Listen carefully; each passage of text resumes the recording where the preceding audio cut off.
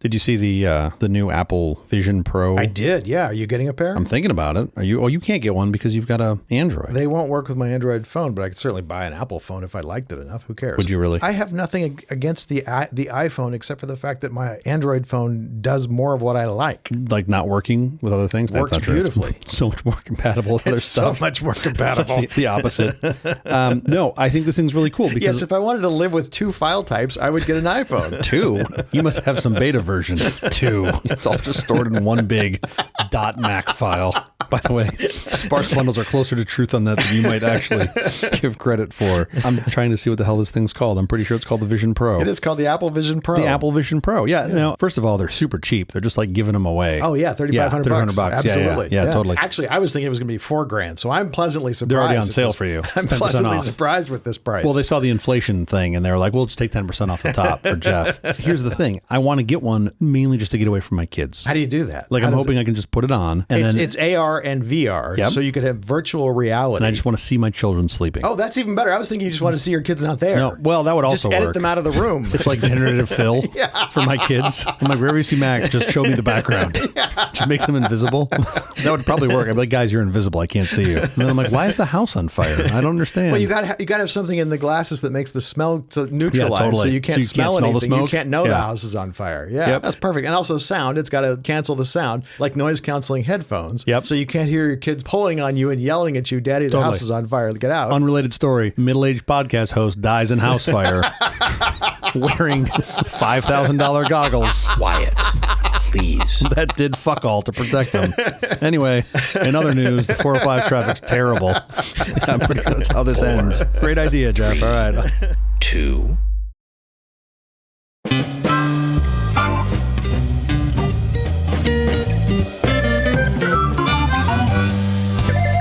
Company presents a truly terrible podcast. Welcome to Nonsense, episode number 23. I'm Jeff Parker. I'm CJ Little. This is our take on the week's business, tech, and entertainment headlines. This time, we'll look at a few exclusive clubs and then take a look at, as a practical matter, what is a currency? You sound like Forky from Pixar. Who's Forky? Forky. He's the fork on Pixar's Toy Story. Oh, yeah? What? I didn't know he has that voice. Oh, my God. The shorts are so good. He's got shorts where he says, what is time? What is computer? Like, what is currency? What is currency? Yeah, it'd be Forky. It's great. It's going to matter because something happened in the news this week with currency. Oh, yeah. I know where this is going. Yeah. It's National Farm Workers Day. I'm not one. No, there are very few of them. It used to be. I would be a terrible farmer. It used to be like 87% of the country had to work on the farm. Yeah. Now it's like 6%. I'm glad I'm in the 94%. Sure. I hate gardening. I feel like farming is just a slightly better version of gardening. I love gardening. And I love farming. I love growing. Farming? Oh my God, I have things that grow in the backyard, and nothing makes me happier than when like my Asian pears are ripe and ready to eat. I love that. Yeah? Okay. Yeah. My gardeners take them all. I'm going to have our vices. They take your pears? They do. Do they really? Well, I always say you can help yourself to the Asian pears, and that there's a lot of fruit that grows out there. Take whatever, and I don't mean pack boxes of them. I mean have a few for lunch. Meanwhile, they've got a conveyor belt set up. And they walk out of here with literally these lug boxes full of fruit. And it's like, well, there goes all the fruit. You might want to clarify your position. 1 pear per person should be your rule. I don't want to make a rule. I don't want to make a limitation. I want them to enjoy the fruit. But you want to have a fucking pear every now and again. I wasn't realizing they were going to take it all home. Yeah. Next thing, they'll just be uprooting the tree. Look, you're not using it. I've never seen you take fruit off this thing.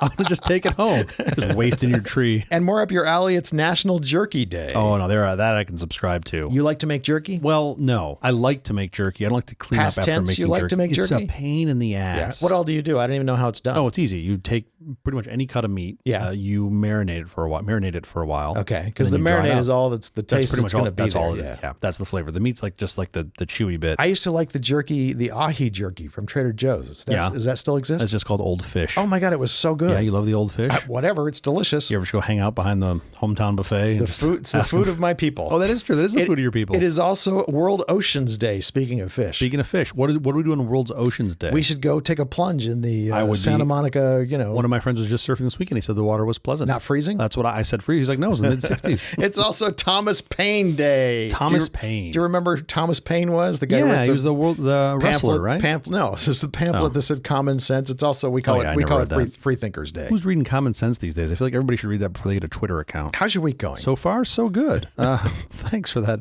Also, move right on. Right turn. Move right on from Thomas Paine. Clearly, you had no interest in Thomas Paine. You are going back a couple hundred years. I appreciate that. Okay. No, this week was good. This past weekend, I helped plan a summer send-off for my kids' school. So we got like a bunch of bouncy houses. I got a 22-foot high water slide that's 53 feet long. Because you go to that private school where you have an unlimited budget. Totally, yeah. We go in the back and shake the money tree right next to the Asian pear tree.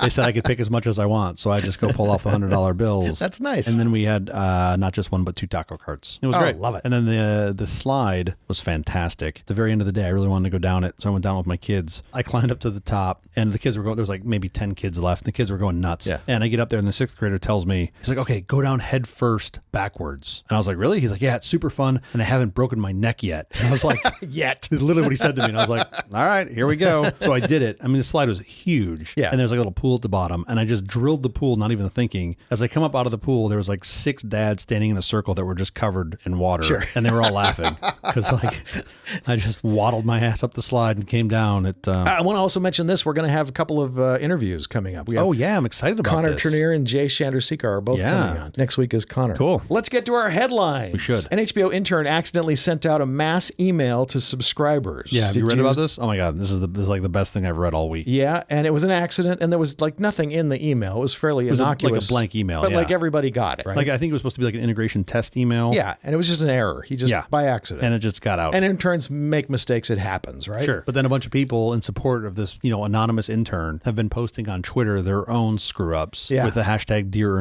Intern. Oh, I love it. One woman was like using her desktop calendar to make a monthly note of when she started her menstrual period, and after several months realized she was doing it on a company-wide shared calendar. Oh my! She's like, I was 37 years old. That's not an intern. Totally. But I think that's the whole point of just being like, these are all the things I've screwed up. There's another guy who he used something like, at least you didn't erase the entire community access TV station's Chiron graphics archive on accident. Signed, a broadcast engineer who once erased all the Chiron graphics at a community access TV station by accident when he was an intern. Exactly. I mean, this is like the quote I always bring up, right? Like good judgment comes from experience. Experience comes from bad judgment. You just got to screw up. I appreciate that everyone is saying in support of this intern, we've all done dumb stuff too. Totally. I think my other favorite one was this woman who said that when she was 25, she made a PDF assigning each employee in her company to the Muppet that they reminded her the most of. Sure. And she meant to send it to her friend, but accidentally sent it to the entire company. And she's like, my boss, and then in parentheses, Beaker, wanted to fire me. Yeah, but the owners, and then in parentheses, Bert and Ernie, intervened. How awesome is that? I'm like, I want to hire you just to be able to have that sort of mindset. Awesome. Yeah. You need things to help you remember who people are when you're new in a company. That's a great one, but obviously don't send it around. Well, I think of you as a Swedish chef. That's of course kind of how would. you sound to me. Also, I just throw things pell-mell all around the studio for no reason. Totally. Reddit is going dark. Yeah, this is kind of interesting. Do you know about this? I use Reddit morning, noon, and night. No, I do. Do you really? I use Reddit way more than I should. Give me your top 3 subs. Go. Rust, and Rust. How do you manage all of that excitement all day?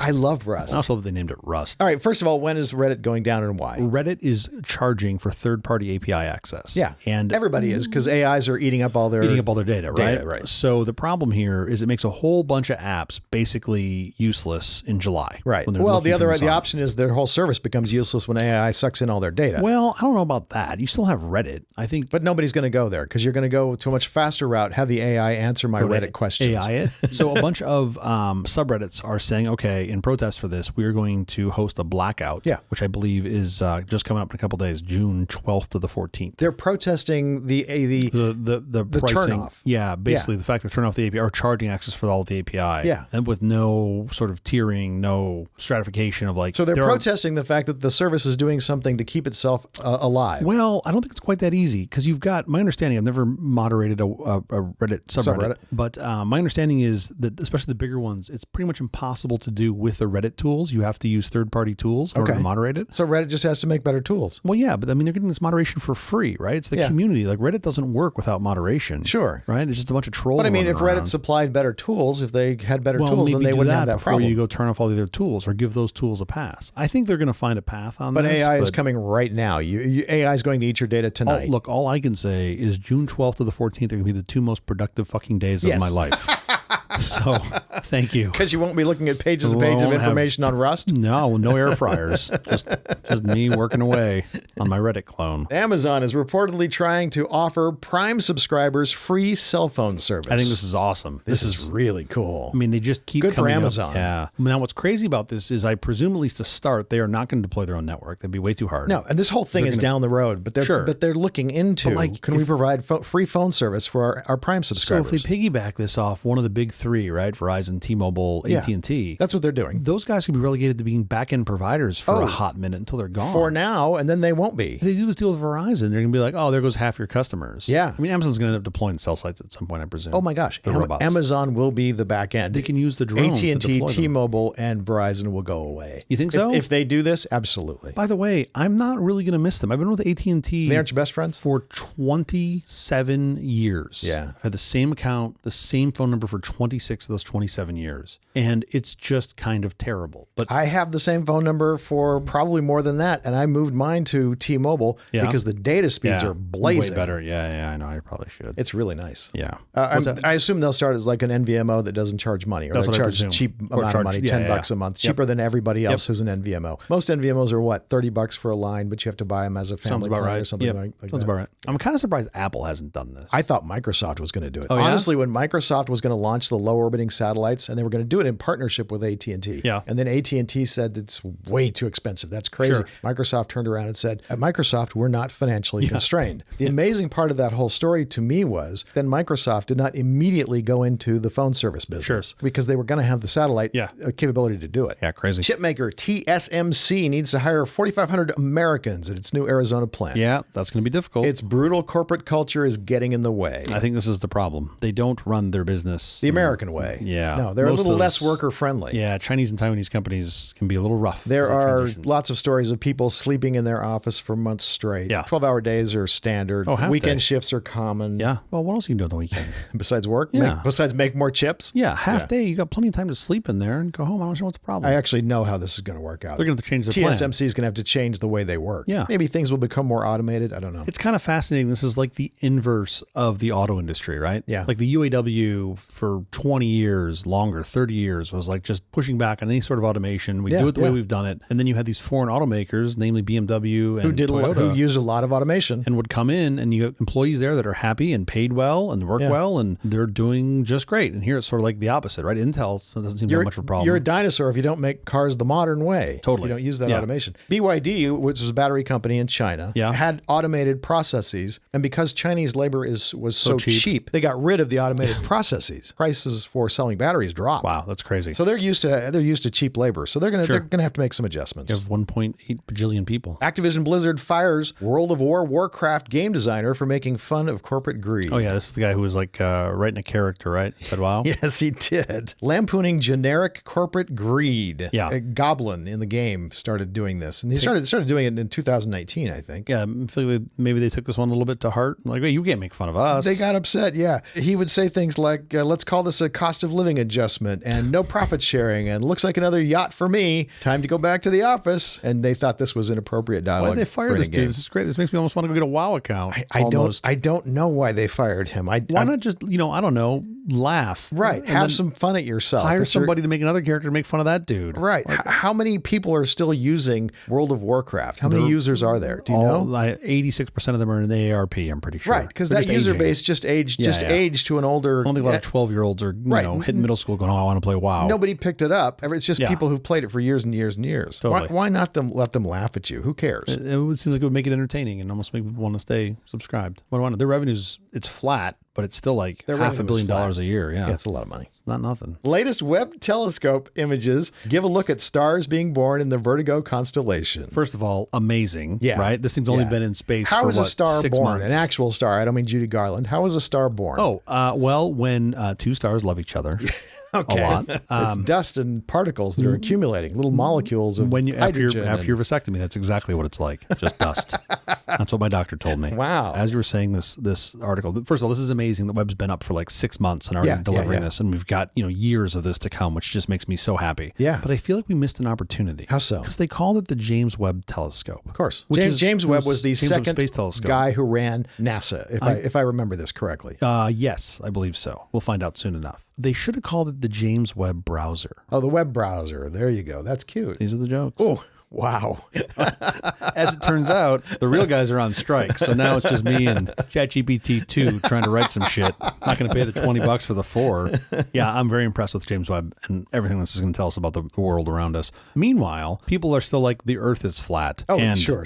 You know, the images that are coming back from James Webb, they're so beautiful and colorful and all of that. And you think, wow, we've really mastered this color photography. It's all like, colorized. Yeah, Miracle on 34th Street. Yeah, exactly. Which is fine because it has to take its pictures in what? Infrared. Infrared, yeah. Right? It's looking through time. No, it takes it in black and white. Is that right? They didn't think to put a color camera on the like thing. a nice Pan-X, like, a roll you know of what we should Pan-X. have done? We should have put one of those color cameras on there. Nope, put a black and white sensor. Really missed an opportunity Didn't on think that. that through very well. Nope, NASA. ChatGPT took their jobs. Now they walk dogs and fix air conditioners. I don't fully understand the This title. was in the Washington Post. Yeah, I saw this. And the article is about people who lost their jobs to AI. Yes. These are people that are like, I mean, I'm being a little facetious here, but they're like, oh, I've got a job forever. I'm never going to get automated out. And it's like, no, you're a really shitty copywriter. You should probably either be better or do something else. If you write, well, it's hard to be better if you're writing like real estate copy or low end copy like that. I don't mean to be pejorative when I say that. It's just there's a certain type of copy where you don't have to surprise someone you're writing things that are expected. You need ChatGPT does that really well. I think where you need volume over content, right? Like over quality, I should say. Where you need content over quality, where you just have like a mill. Well, but it's perfectly okay for it to be a predictable thing. The text to be predictable. You don't want that in a drama. You don't want that in a show. Yeah. But you don't mind that in real estate copy or whatever. A couple things out of this. One, I think you're going to see an increase in vocational schooling, which is probably a good thing. For a while. Until the robots figure that out. Bots can do those jobs. Yeah.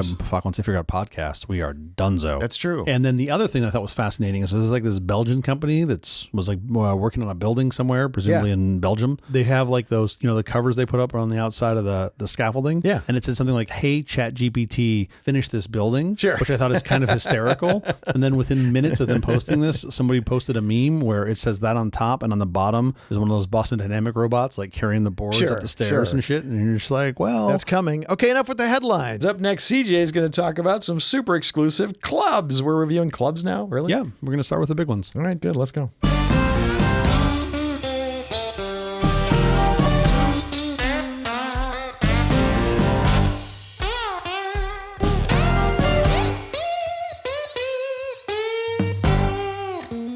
A Night at the Roxbury. Do you remember the Roxbury? Did you ever go there? No. What's the Roxbury? I've been to the Roxbury. I've been on the Roxbury, the road, the street. No, there was a club on Sunset Boulevard called the Roxbury. When I moved here, you would wait in line and not get in. It was like for a couple of years, it was the royalty of Hollywood scene sort of thing. No, I'm old enough that not getting in was a benefit. You were a lot of fun. They say on the NBA, they always have that slogan, go big or go home. Sure. They're really undervaluing how much I want to go home. You're like, yeah, okay. Yeah. Oh, yeah. The only thing they could say even better was go big or go to bed. And I'd be like, well, done deal. Very Larry David of you. Like, all right, I'm going home. I'm good. I'm fine. Great. Let's go home. Hey, your terms, buddy. Don't make an offer you can't honor. Yeah, exactly. So I had come across this super exclusive ejection tie club. Do you know what this is? No. Oh boy, you're going to strap in. You're going to have a fun ride. Say it with me. Ejection tie club. Ejection what is tie that? club. You're going to find out. And it got me thinking, what other exclusive clubs are out there that you can't just buy your way into? The first one I came across is called the Rubble Club. You want to take a guess what that is? Barney Rubble and his family, and they have a club. This is going to be a short segment, folks. You're just so talking to the wrong guy. I do not have any interest in clubs. It's never been anything I've wanted to be a part of. These aren't like clubs you go to. These are like clubs that you get in for doing something. Right? Okay. Like Mensa. Like an achievement. Yes, yeah, like Mensa, but less, but more elitist. Exclusive. Yeah, more exclusive. Exactly. Mensa is like 2 people out of 100. There's nothing exclusive about Mensa. Yeah, they're raging fun at parties. By the way, I'm sure they will tell you how to spell words you've never even heard of. The Rubble Club. So imagine you've spent months or even years designing a structure that you expect to sort of grace the skyline for generations. Oh, like an architect. Yeah. Yeah. Somebody designs buildings. So these guys recognize the necessity of having like a support network for those who have had their work destroyed. Oh, that's awesome. That's the Rubble Club, right? That's awesome. So this is like the late 90s in the UK. And it was like when they would see this demise of their own work, they're like, So this guy, we need a support network. Yes, that's exactly what it is. Itsy Metzstein came up with the concept of this at the Aberdeen School of Architects during their external examination dinner. He said, okay, to gain admittance, there are 3 requirements. Okay. The architect must be living. Who made the original building that's now torn down. Yep. Yeah. Their building must have been built with the expectation of permanence. Yeah. So we can't do like a temporary whatever festival structure. It's not a pop-up. And it must have been deliberately destroyed without the architect's involvement. Do they often go back to the architect when they want to destroy a building? Well, or like they want to replace it with something, or like it's got to be a whole different thing. This guy, John Glenday, who's the Rebel Club secretary, he describes the network as, quote,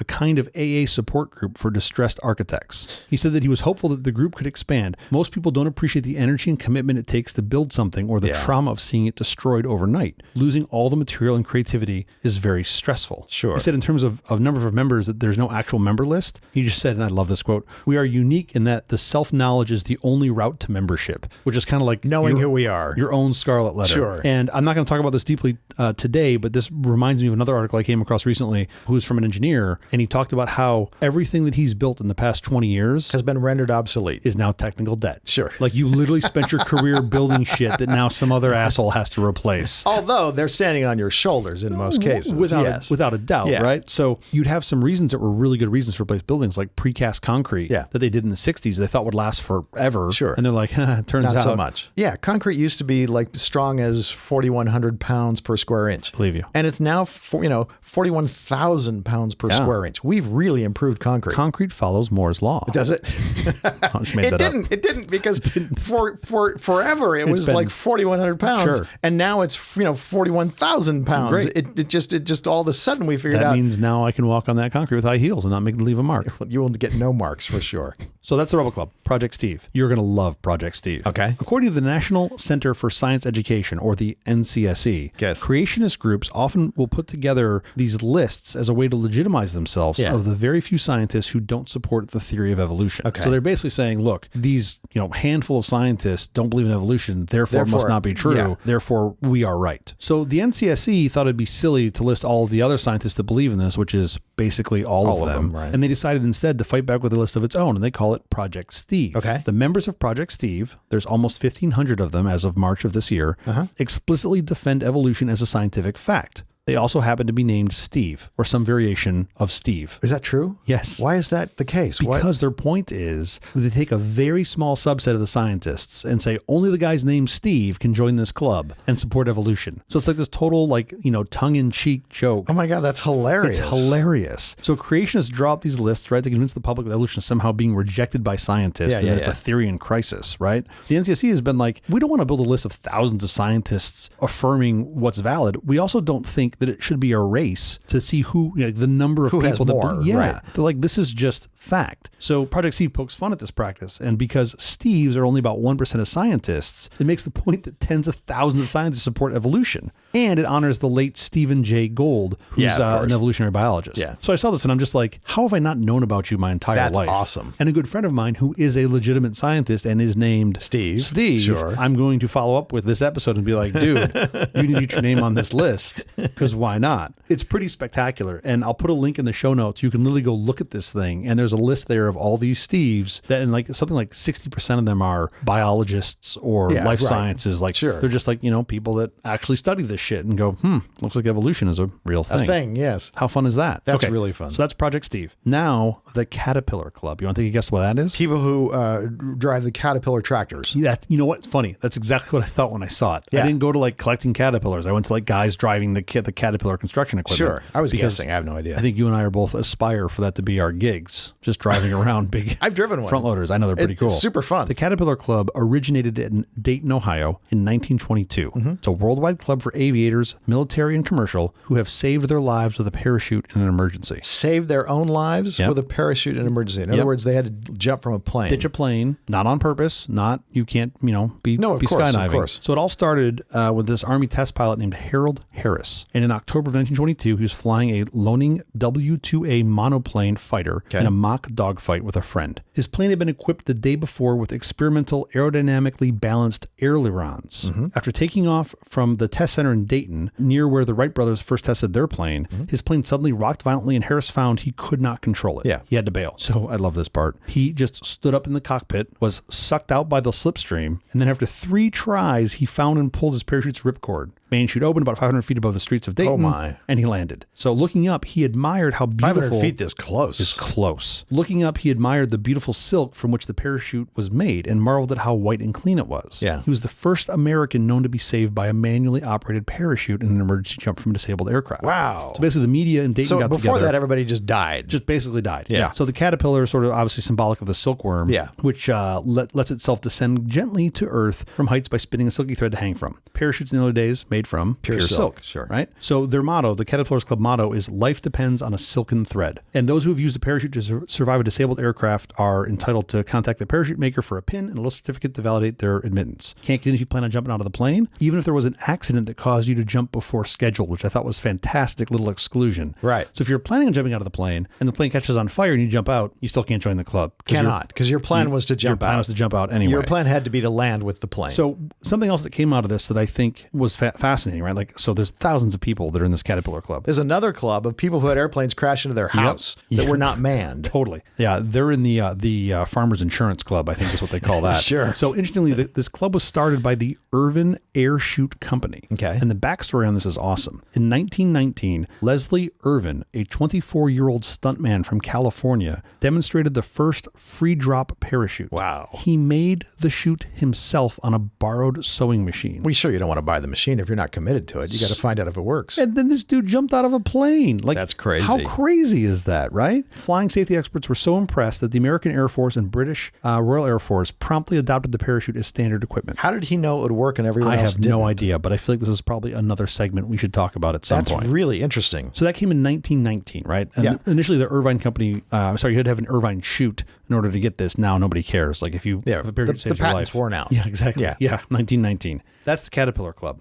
Let's take this up one more notch. Okay. The Ejection Tie Club. This is what started this whole segment. Oh, this is the one you wouldn't tell me earlier. Yeah. Okay. So if you've ever used a Martin Baker ejection seat to escape an aircraft in an emergency, can I count the times? Then you've qualified to join the Ejection Tie Club. Okay. The first pilot to be accepted into the club was a Royal Air Force serviceman who ejected over what was then Rhodesia in January of 1957. Mm-hmm. Since then, the club has had over 6,000 registered members. So you talk about number of planes that have been dumped. Yeah. They got 6,000 right there. Can he both be a member of the Ejection Tie Club and the Caterpillar Club? So, you know, the Venn diagram of members has to be some overlap there. You would think, right? Because all of those Ejection Tie Clubs have parachutes on them. Sure, that's how they survive the ejection. But it's on the parachute. The Ejection Tie Club is kind of a bigger deal than a parachute because when you pull that handle, you experience like 12 to 30 Gs. Sure. It shoots. Like it basically tries to kill you. Yes. Right? Because it's like, well, look, you're going to die if we don't get you out of here. Right. So we're just going to shoot you through a plate of glass. And do you break the plate of glass? I mean, it breaks away, or how do you get through the glass? Some of them blow off, some you go through. You actually break. Some you go through. And it's sending you with that kind of force. And how does that not break your neck? In some cases, I think it does. They don't talk about it here, but I'm pretty sure there's a number of folks that do not survive ejection. Ejection is not like 100% guarantee. No, of course. It's the last resort. Yeah, it's almost fatal on helicopters. Well,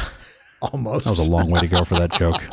It's a long way to go. If you time it just right. Sure. The primary objective of the Ejection Tie Club is to provide a distinctive tie to be worn with civilian clothing, which provides a visible sign of the member's common bond. Mm-hmm. Every club member gets a certificate, a membership card, a patch, a tie, a pin, or a brooch, and the memorabilia depicts a red triangle warning sign, which is the recognized international danger symbol for an ejection seat. Wow. So there are a bunch of awesome stories and pictures on the Martin Baker website. I'll put a link in the notes for this episode, but it's people talking about their experiences, and they pretty much all end with and because of your seat that worked flawlessly, I was able to see my wife, have kids, and ultimately enjoy my grandkids. Because the people who didn't survive, they weren't around to write on their website. Turns out, you got a little survivor bias on that, literally. The Bremont Watch Company and Martin Baker, they collaborated to design and build this what they call the Ultimate Aviation Watch. And the Bremont MB1, MB2 watch successfully endured 12 to 30 G throughout the first second of ejection. Oh my word. So these are the first watches to ever go through a live ejection seat testing program. Back in 2015, Jimmy Fallon stumbled upon one of these watches when he was in London. He ordered one for his father-in-law, who successfully ejected in 1961, which is kind of nuts. And he got it and he did like a whole reveal on his show when his father-in-law was there. It's super cool. Now, Martin Baker has about 50% market share, but it also turns out that Collins Aerospace, a U.S. company who also makes ejection seats, has their own club for those that ejected called the Grasshopper Club. Oh, Grasshopper is great. That's a great image. Right? How shitty would it be to eject from a plane and you think you're getting like into the famed Thai club, and then you realize that your seat's like a great value ejection seat from Walmart and there's no club. And you're like, well, good, I'm alive. But like you go to Walmart and they just give you like a soda. How many? You're just like, fuck.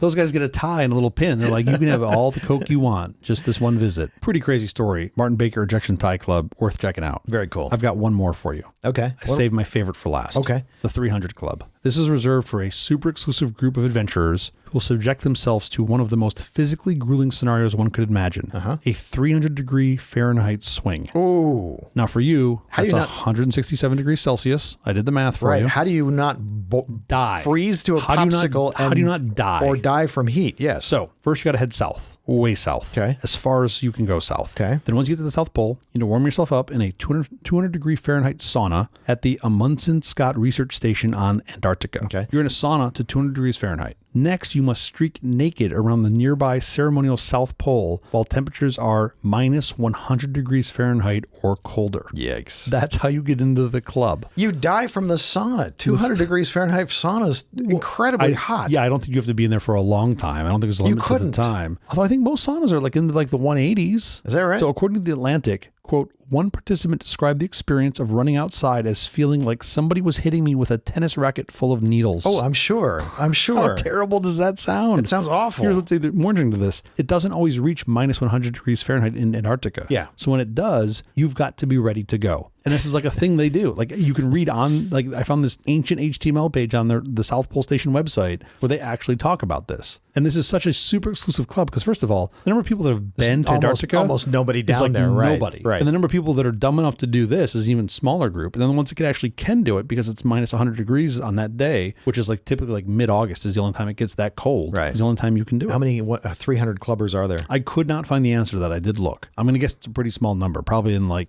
dozens, maybe hundreds. But I think we should do it. No, I'm not going to do that. What are you doing in August? I hate being cold. Which one of these clubs would you want to join? Well, I used to go to the California Club a lot.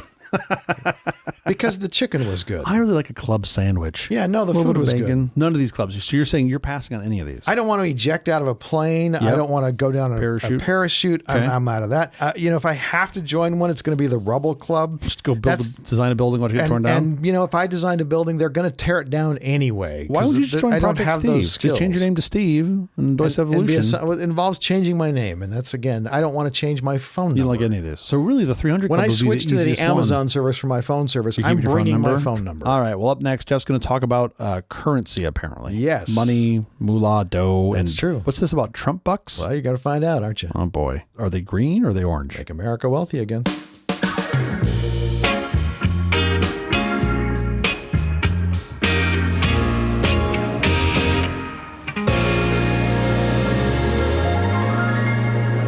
I do not usually like to talk about politics on this show. Me neither. It's not a very interesting thing to me generally But it is funny. Because mostly, for most of the world, it has a momentary effect. Yep. What's going on is affecting some people.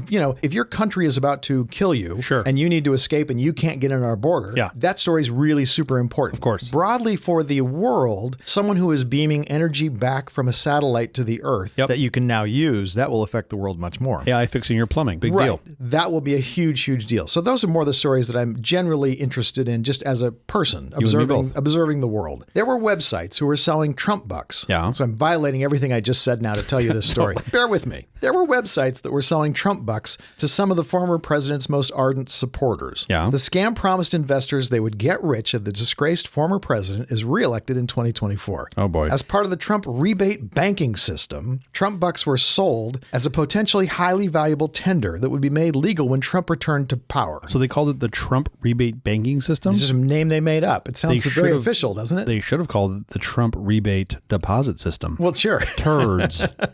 Buy your turds here, everybody. I like that. Mm-hmm. Victims of the con invested thousands of dollars in the fake currency plastered with Trump's face. This is terrible. One man invested $2,200 in Trump bucks and other merchandise, only to find out the Trump bucks were useless when he tried to cash them in at the bank. Now, I don't know this man, but I mean, I might, but I doubt it. I kind of presume presume he probably didn't have $2,200 to go throw at some worthless paper. Unfortunately, those are the people who get conned the most. Yeah. I'm glad you're back to doing the pick-me-up stories. This is great. I'm like, hey, we run around in the snow and it's really cold. And you're like, this guy lost all of his money to worthless paper. This is really a story about how we used to trade chickens. When we wanted to buy something, we'd carry around chickens and we'd trade physical objects. Yeah. And then eventually we got currency. We had little things like a certificate for a gold deposit. This represents a gold bar and I give it to you. And in exchange, you give me, admission to your Laker game. Whatever the trade was. Exactly how it worked. Excuse me, Jerry. I got some gold bars here. Can I get in? Yeah. It made me want to look into, though, what is currency? And more specifically, because currency can be that receipt for that gold bar that's in Fort Knox or whatever. That actually might refer to a specific bar of gold or silver. Certificate like that might actually refer to a certain number of ounces of precious metal. I'm not interested in that. Okay. What is a fiat currency? Okay. Are you familiar with this term, fiat currency? Like Beanie Babies, right? That's not a currency. It's an asset bubble, but sure. In the 90s, man, we traded those things like currency. Let me tell you. More traditionally, a fiat currency is a currency that has nothing to back it. And I understand Beanie Babies didn't have anything to back them either. You're not backed by like a physical good. You're backed by the goodwill, not even the goodwill, but like the strength of the nation behind it typically, right? I can explain that, and I'll explain that in 1 second. Use small words. I'm a tiny man. Okay. Backed by like it's not the word goodwill. It's like it's two words with a conjunction between them. It's like the faith and not faith and full faith and credit of the United States. Full faith and credit. Yeah, full faith and credit of the United States. That's kind of meaningless because I could make it, I could write that it's backed by the full faith and credit of Paul. Doesn't mean anything. It's a fiat currency. It's not a receipt for something. Yeah, okay. So specifically, like, for example, a deed to a house could be a large piece of currency. Okay. Because it's backed by something. But it's not a fiat currency. The fiat currency doesn't have something it represents. Fiat means it's more universal? No, it means that it's just let it be. The term literally just means let it be. Fiat means creating, let it be? Yeah, creating out of whole cloth. Creating that would nothing. have been a way worse Beatles song if they just kept saying fiat. I'm not going to sing it here on the show, but it would be terrible. No, go ahead, sing a bar. Nope. We don't have enough listeners to lose. Total currency the U.S. has in circulation is around $2,344 billion. Now, that data is a little old. That's as of May 31st, 2023. So imagine if like Bezos just showed up to Goldman Sachs and was like, hey, I want it all. I want to withdraw. Yeah. And they're like, I'm sorry, sir. And he's like, I didn't ask for fucking excuses. You know who I am? You ever want to get a package in less than 2 days? You need my fucking money is what you're going to do. And they're like, yes, Mr. Bezos. And they go in the back and they're like, how are we going to get this? Yeah, so that guy wants his money. And you're like, fuck, we knew this was going to happen. The supervisor comes back and says, sir, can we just Venmo it to you? No. The little box on our check isn't big enough for that number. Get it in nickels. I don't fucking care. Come on, I'm burning time here. It would cost a fortune to have that many nickels. Hey, I didn't ask for problems. I asked for solutions. Okay? Yes, Mr. Bezos. Just call the mint. Yes, Mr. Bezos. That just would be fun. So the U.S. dollar is a fiat currency. Okay. Bitcoin Yeah. is also a fiat currency. Yeah. Supposedly, there's $1 trillion worth of Bitcoin out in the world. The reality is there's much, much less than that. Yeah. Most of it is on USB drives sitting in a landfill somewhere. Sure, I know that guy. Well, I don't know him, but I know of him. That's backed by other people believing that you can use that Bitcoin to buy things and you will get something in exchange back for it. But I always thought, you said Bitcoin is a fiat currency. I always thought that they were opposed against a fiat currency. They opposed they were against the Fed. They were against someone who could inflate the currency or deflate the currency based upon, manipulating the volume of currency. They felt it would be more stable if you didn't have someone like the Fed interacting. You have an algorithmic, well-known documented approach to currency growth. Right. The problem with that is if you look at currency before we had the Fed, there was even more volatility than there is now. The Fed actually is a fairly effective mechanism. Sure. What stands behind a currency like Bitcoin is just the people believing that it can be traded for something. What stands behind the U.S. dollar is the world's largest consumer of goods. The literally people paying the highest number of employees anywhere in the world. Yep. And because they're paying them in U.S. dollars, those IOUs have some validity. So the question then becomes, is a coupon a fiat currency? Let's say you have a $1 coupon for Baskin and Robbins ice cream. Okay. You get $1 off if you present this coupon at time of purchase. Yep. Is that a fiat currency? I have faith and belief in Baskin Robbins. Give me $1 off. 100%. By the way, I'll give you a quarter for that right now. You're going to buy a discount? Give me a goddamn coupon. I don't know where the segment's going. I want some ice cream. In a very small way, it seems to be, right? I trust that they're going to give me the $1. Right. And it's worth $1 to me. It's worth exactly $1. Yeah. In a very practical sense, a coupon is nothing more than a piece of fiat currency. Yeah. It has a very specialized specialized use. Sure. But then a dollar has a specialized use too. If you go to Europe and you go to try to buy something in a shop with a dollar, many of the shops won't take the dollar. Take it, they'll charge you a premium. Everybody takes dollars. Well, that's true. So yes, even though it's a fiat currency, the U.S. dollar will retain value far, far into the future. Until it's replaced by Dogecoin. You heard it here, folks. Stack up on your Dogecoin. All right, so let's go back to the Trump bucks for just a minute. Okay. Products were advertised online as kind of a golden ticket that will help propel Trump's 2024 bid and make the real patriots who support him rich when they cash in. Great. The scheme preyed upon the less informed, those who could least afford it, as usual. One disabled woman lost tens of thousands of dollars. Terrible. Now, here's where AI comes into the picture. Okay. AI was used to promote the scheme. Deep fakes of celebrities endorsing the Trump bucks were used to promote it. So, I mean, this is a terrible, but I think accurate synopsis. AI is just going to start eating the left side of the bell curve, right? That's exactly what the point that we're getting to. It's just going to eat its way to the right side. And then at some point, people are going to go, maybe I should second guess this. So while I don't normally love stories about politics, looking at this more broadly, this is a huge trend of what we need to be, aware of. And having learned some hard lessons in my life, I've always been optimistic that I'm like, I learned this lesson when it was expensive, but relatively speaking, not really expensive. Yeah. I don't know if that's going to apply to the disabled woman that lost tens of thousands of dollars. She'll never get her money back. Yeah. But I'm just saying, like, that might have been a big dent for her and not a small dent. Like, it wasn't like, you just got the training wheels taken off on your bike. Like, that's. But as technologists, we need to find ways so that people can know this is a deep fake. Yeah. This is not actually Donald Trump saying, let's make America wealthy again, which is what one of the ads said. Lovely. There's no proof that Trump even knew this thing existed. Yeah, of course. This is just grifters. But I also would say it'd be hard to know if he did or didn't say it based on the video anyway, because there's no like center arrow there of consistency. But that's a separate. Well, I'm point. sure that's why they were able to fool so many people. Totally. This kind of reminds me a little bit of what happened in the news. I think earlier this week or last, the Target ad. So Target's been in the news for supporting Pride, Pride Month. Sure. And then there was some like images going around.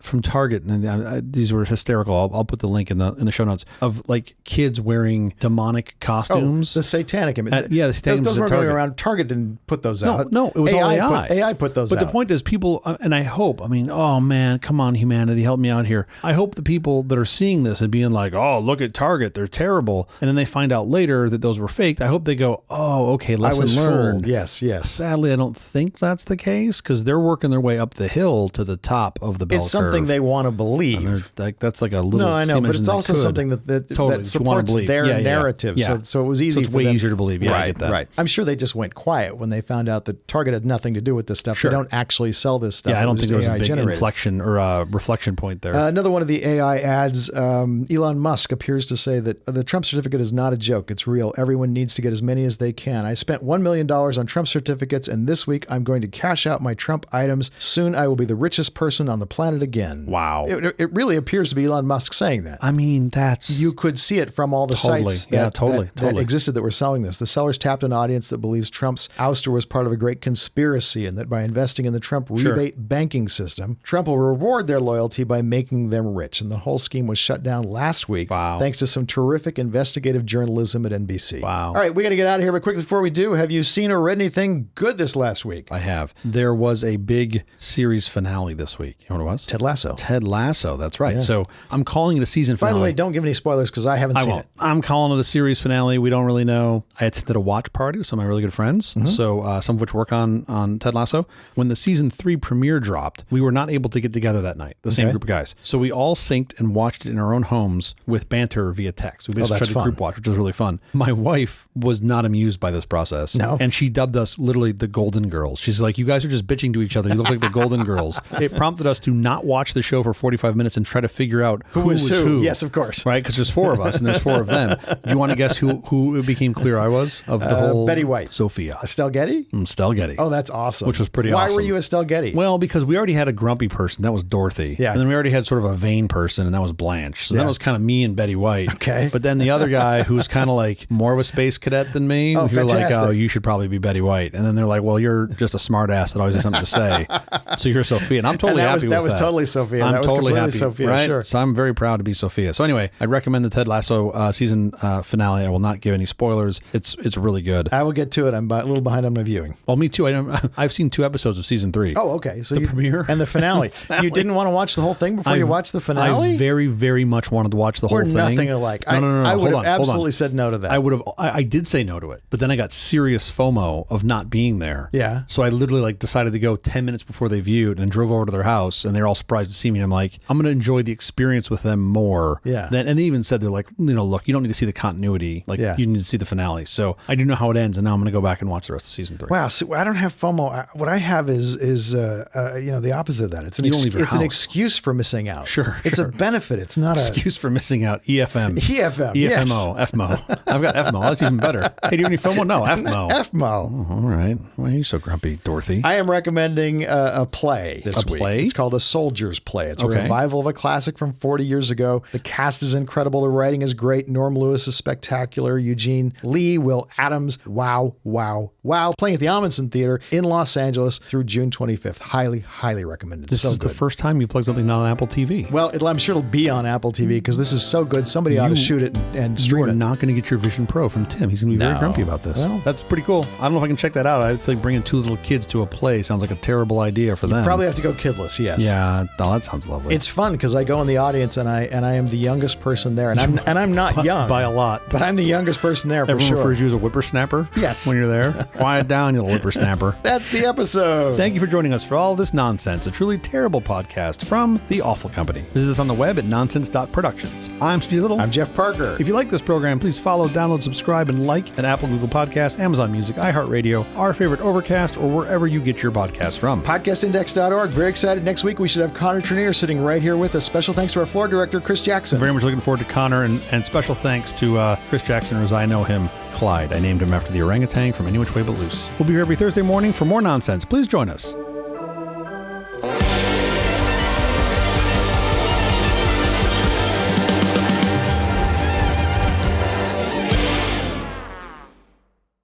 Right turn, Clyde.